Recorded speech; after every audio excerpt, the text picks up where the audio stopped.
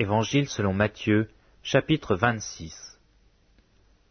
Lorsque Jésus eut achevé tous ses discours, il dit à ses disciples, « Vous savez que la Pâque a lieu dans 2 jours, et que le Fils de l'homme sera livré pour être crucifié. » Alors les principaux sacrificateurs et les anciens du peuple se réunirent dans la cour du souverain sacrificateur, appelé Caïphe. Et ils délibérèrent sur les moyens d'arrêter Jésus par ruse et de le faire mourir. Mais ils dirent, « Que ce ne soit pas pendant la fête, afin qu'il n'y ait pas de tumulte parmi le peuple. » Comme Jésus était à Béthanie, dans la maison de Simon le lépreux, une femme s'approcha de lui, tenant un vase d'albâtre, qui renfermait un parfum de grand prix, et pendant qu'il était à table, elle répandit le parfum sur sa tête. Les disciples, voyant cela, s'indignèrent et dirent, « À quoi bon cette perte?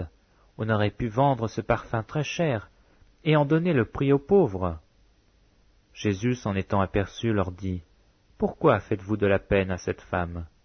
Elle a fait une bonne action à mon égard. Car vous avez toujours des pauvres avec vous, mais vous ne m'avez pas toujours. En répandant ce parfum sur mon corps, elle l'a fait pour ma sépulture. Je vous le dis en vérité, partout où cette bonne nouvelle sera prêchée dans le monde entier, on racontera aussi en mémoire ce que cette femme a fait. » Alors l'un des 12, appelé Judas Iscariote, alla vers les principaux sacrificateurs et dit, « Que voulez-vous me donner, et je vous le livrerai. » Et ils lui payèrent 30 pièces d'argent.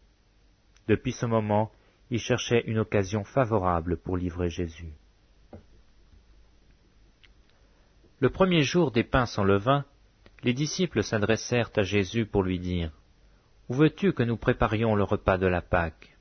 Il répondit, « Allez à la ville chez un tel, et vous lui direz, « Le Maître dit, mon temps est proche. Je ferai chez toi la Pâque avec mes disciples. » Les disciples firent ce que Jésus leur avait ordonné, et ils préparèrent la Pâque. Le soir étant venu, il se mit à table avec les 12. Pendant qu'il mangeait, il dit, « Je vous le dis en vérité, l'un de vous me livrera. » Ils furent profondément attristés, et chacun se mit à lui dire, « Est-ce moi, Seigneur ?» Il répondit, « Celui qui a mis avec moi la main dans le plat, c'est lui qui me livrera. » Le Fils de l'homme s'en va, selon ce qui est écrit de lui, mais malheur à l'homme par qui le Fils de l'homme est livré. Mieux vaudrait pour cet homme qu'il ne fût pas né. Judas qui le livrait prit la parole et dit, « Est-ce moi, Rabbi ?» Jésus lui répondit, « Tu l'as dit. » Pendant qu'il mangeait, Jésus prit du pain, et après avoir rendu grâce, il le rompit et le donna aux disciples en disant, « Prenez, mangez, ceci est mon corps. » Il prit ensuite une coupe, et après avoir rendu grâce, il la leur donna en disant, « Buvez-en tous, car ceci est mon sang, le sang de l'alliance qui est répandu pour plusieurs, pour la rémission des péchés. Je vous le dis, je ne boirai plus désormais de ce fruit de la vigne, jusqu'au jour où j'en boirai du nouveau avec vous dans le royaume de mon Père. » Après avoir chanté les cantiques, ils se rendirent à la montagne des Oliviers. Alors Jésus leur dit, « Je serai pour vous tous cette nuit une occasion de chute, car il est écrit, « Je frapperai le berger, et les brebis du troupeau seront dispersées. » Mais après que je serai ressuscité, je vous précéderai en Galilée. Pierre, prenant la parole, lui dit, « Quand tu serais pour tous une occasion de chute, tu ne le seras jamais pour moi. » Jésus lui dit, « Je te le dis en vérité, cette nuit même, avant que le coq chante, tu me renieras 3 fois. » Pierre lui répondit, « Quand il me faudrait mourir avec toi, je ne te renierai pas. » Et tous les disciples dirent la même chose. Là-dessus, Jésus alla avec eux dans un lieu appelé Gethsémane, et il dit aux disciples, « Asseyez-vous ici pendant que je m'éloignerai pour prier. » Il prit avec lui Pierre et les 2 fils de Zébédée, et il commença à éprouver de la tristesse et des angoisses. Il leur dit alors, « Mon âme est triste jusqu'à la mort. Restez ici et veillez avec moi. » Puis ayant fait quelques pas en avant, il se jeta sur sa face et pria ainsi. Mon Père, s'il est possible que cette coupe s'éloigne de moi, toutefois, non pas ce que je veux, mais ce que tu veux. Et il vint vers les disciples qu'il trouva endormis. Et il dit à Pierre, vous n'avez donc pu veiller 1 heure avec moi? Veillez et priez, afin que vous ne tombiez pas dans la tentation. L'esprit est bien disposé, mais la chair est faible. Il s'éloigna une seconde fois et pria ainsi. Mon Père, s'il n'est pas possible que cette coupe s'éloigne sans que je la boive, que ta volonté soit faite. Il revint et les trouva encore endormis, car leurs yeux s'étaient appesantis. Il les quitta et s'éloignant, il pria pour la 3e fois, répétant les mêmes paroles. Puis il alla vers ses disciples et leur dit, vous dormez maintenant, et vous vous reposez. Voici l'heure est proche, et le Fils de l'homme est livré aux mains des pécheurs.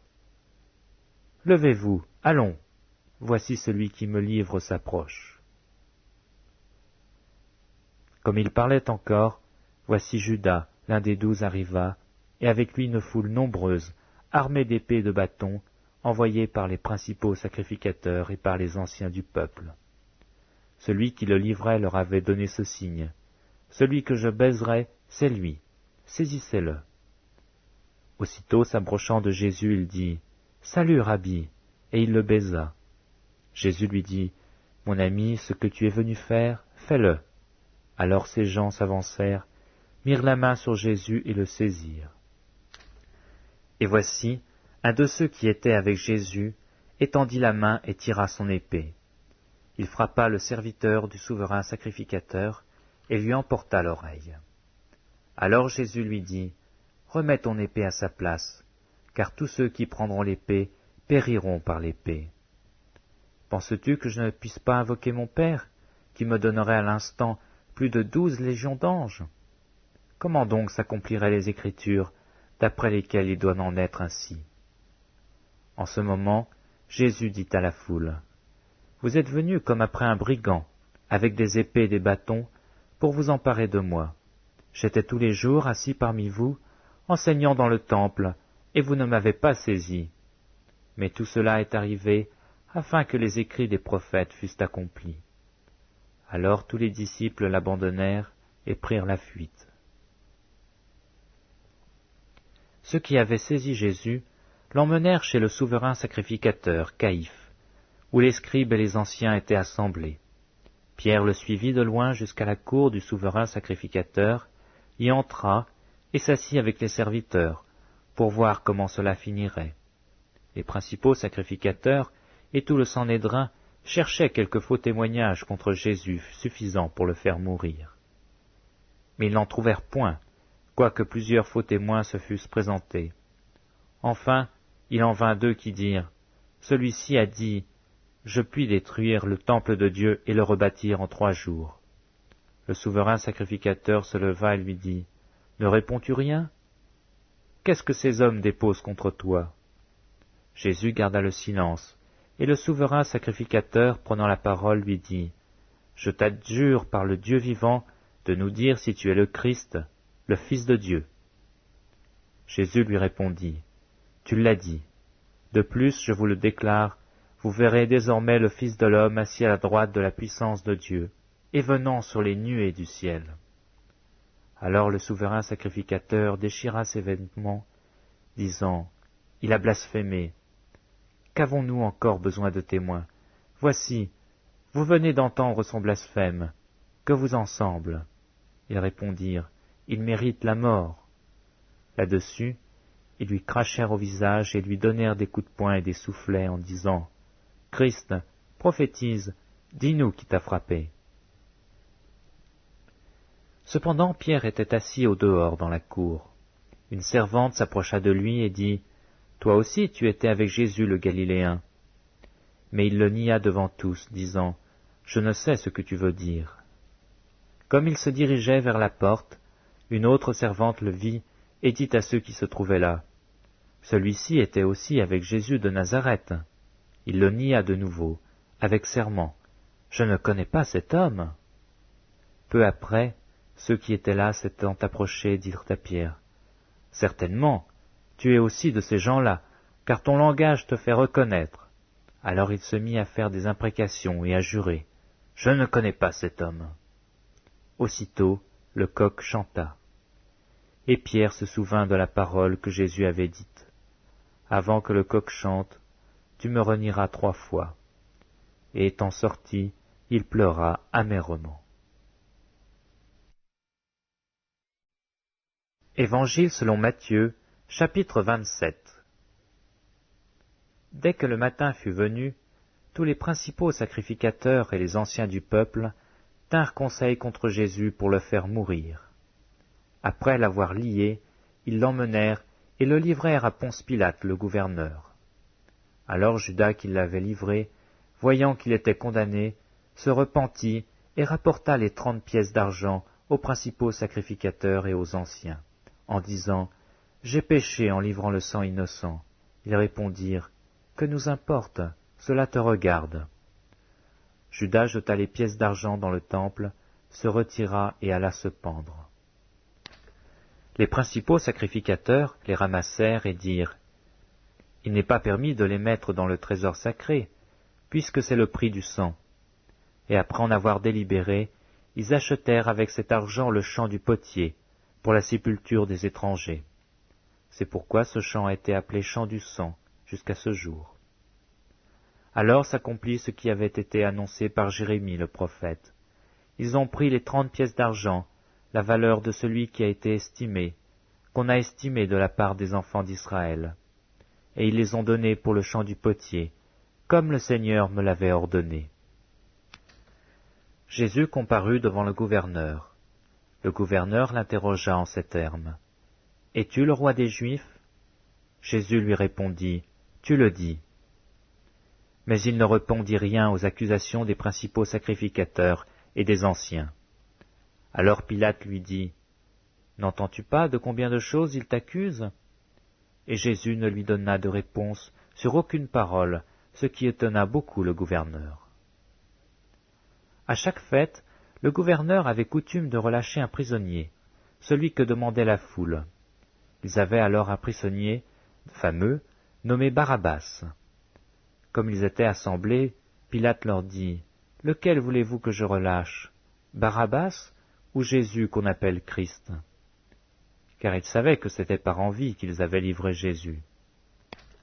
Pendant qu'il était assis sur le tribunal, sa femme lui fit dire, « Qu'il n'y ait rien entre toi et ce juste, car aujourd'hui j'ai beaucoup souffert en songe à cause de lui. » Les principaux sacrificateurs et les anciens persuadèrent à la foule de demander Barabbas et de faire périr Jésus.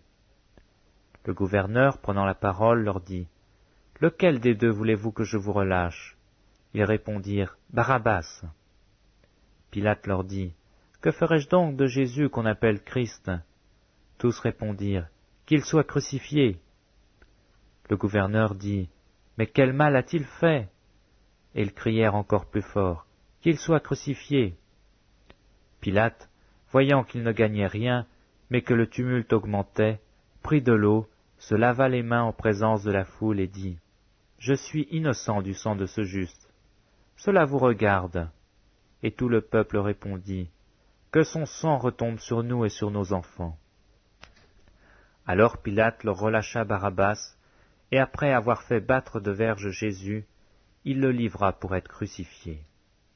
Les soldats du gouverneur conduisirent Jésus dans le prétoire. Ils assemblèrent autour de lui toute la cohorte. Ils lui ôtèrent ses vêtements et le couvrirent d'un manteau écarlate. Ils tressèrent une couronne d'épines qu'ils mirent sur sa tête, et lui mirent un roseau dans la main droite. Puis s'agenouillant devant lui, ils le raillaient en disant « Salut, roi des Juifs !» Et ils crachaient contre lui, prenaient le roseau et frappaient sur sa tête. Après s'être ainsi moqués de lui, ils lui ôtèrent le manteau, lui remirent ses vêtements, et l'emmenèrent pour le crucifier. Lorsqu'ils sortirent, ils rencontrèrent un homme de Cyrène, appelé Simon, et ils le forcèrent à porter la croix de Jésus. Arrivés au lieu nommé Golgotha, ce qui signifie lieu du crâne, ils lui donnèrent à boire du vin, mêlé de fiel. Mais quand il l'eut goûté, il ne voulut pas boire. Après l'avoir crucifié, ils se partagèrent ses vêtements en tirant au sort, afin que s'accomplisse ce qui avait été annoncé par le prophète. Ils se sont partagés mes vêtements, et ils ont tiré au sort ma tunique. Puis ils s'assirent et le gardèrent. Pour indiquer le sujet de sa condamnation, on écrivit au-dessus de sa tête, « Celui-ci est Jésus, le roi des Juifs. » Avec lui furent crucifiés 2 brigands, l'un à sa droite et l'autre à sa gauche. Les passants l'injuriaient et secouaient la tête, en disant, « Toi qui détruis le temple et qui le rebâtis en 3 jours, sauve-toi toi-même. Si tu es le Fils de Dieu, descends de la croix. » Les principaux sacrificateurs, avec les scribes et les anciens, se moquaient aussi de lui et disaient, « Il a sauvé les autres, et il ne peut se sauver lui-même. S'il est roi d'Israël, qu'il descende de la croix, et nous croirons en lui. » Il s'est confié en Dieu, que Dieu le délivre maintenant s'il l'aime, car il a dit, « Je suis Fils de Dieu. » Les brigands crucifiés avec lui l'insultaient de la même manière. Depuis la 6e heure jusqu'à la 9e, il y eut des ténèbres sur toute la terre. Et vers la 9e heure, Jésus s'écria d'une voix forte, « Élie, Élie, lama sabachthani » c'est-à-dire, « Mon Dieu, pourquoi m'as-tu abandonné » Quelques-uns de ceux qui étaient là, l'ayant entendu, dirent, « Il appelle Élie » Et aussitôt l'un d'eux courut, prendre une éponge qu'il remplit de vinaigre, et l'ayant fixée à un roseau, il lui donna à boire.